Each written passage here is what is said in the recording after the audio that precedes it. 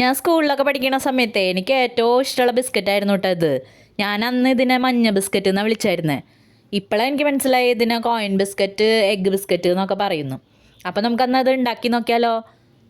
ആദ്യം നമുക്ക് കുറച്ച് പഞ്ചസാര എടുത്ത് നല്ല ഫൈനായിട്ട് പൊടിച്ചെടുത്ത് വയ്ക്കാം കേട്ടോ. പിന്നെ ഒരു മുട്ട ഒരു പാത്രത്തിലേക്ക് പൊട്ടിച്ചൊഴിച്ചിട്ട് അതിലേക്ക് ആ പൊടിച്ച് വെച്ച പഞ്ചസാരയും പിന്നെ കുറച്ച് വാനില എസൻസും കൂടി ഇട്ടിട്ട് നന്നായിട്ട് പതപ്പിച്ചെടുക്കണം. ഇപ്പോൾ നിങ്ങളുടെ കയ്യിൽ ബീറ്ററൊക്കെ ഉണ്ടെങ്കിൽ ബീറ്റർ വെച്ചിട്ട് ആക്കിക്കോ, കുഴപ്പമില്ല. ഞാനിപ്പോൾ അത് കൈ കൊണ്ട് തന്നെയാണ് കേട്ടോ നന്നായി പതപ്പിച്ചെടുക്കണേ. അത് കഴിഞ്ഞ് കഴിയുമ്പോൾ അതിലേക്ക് നമുക്കേ കുറച്ച് പൈനാപ്പിളിൻ്റെ എസൻസ് ഒഴിച്ച് കൊടുക്കണം. അതാണ് ഇതിൻ്റെ മെയിൻ ടേസ്റ്റ്.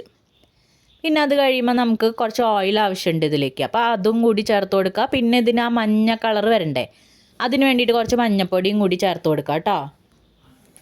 പിന്നെ നമുക്ക് കുറച്ച് മൈദ എടുത്തിട്ട് അതിലേക്ക് കുറച്ച് ബേക്കിംഗ് പൗഡറും പിന്നെ സോൾട്ടും കൂടി ഇട്ടിട്ട് ഒന്ന് അരിച്ച് നേരത്തെ നമ്മൾ തയ്യാറാക്കി വെച്ചേക്കണ ആ ബാറ്ററില്ലേ അതിലേക്ക് ഒന്ന് മിക്സ് ചെയ്ത് കൊടുക്കണം.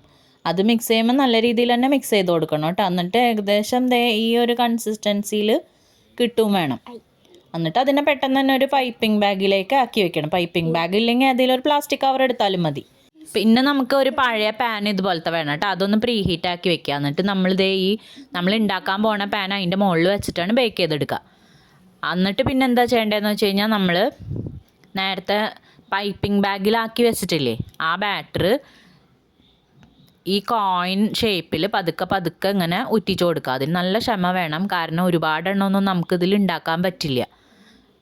കുറച്ച് ഗ്യാപ്പ് ഇട്ടിട്ടും വേണം നമ്മളിതിങ്ങനെ ഉറ്റിച്ചു കൊടുക്കുക, അല്ലെങ്കിൽ എല്ലാം കൂടി ഒന്നിച്ചാവും ഹീറ്റാവണ സമയത്ത്.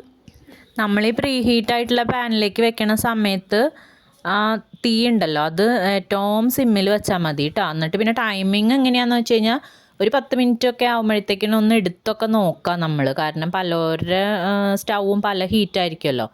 അപ്പോൾ ഇഷ്ടപ്പെട്ടെങ്കിൽ ലൈക്ക്, കമൻറ്റ്, സബ്സ്ക്രൈബ് ഒന്നും മറക്കല്ലേ.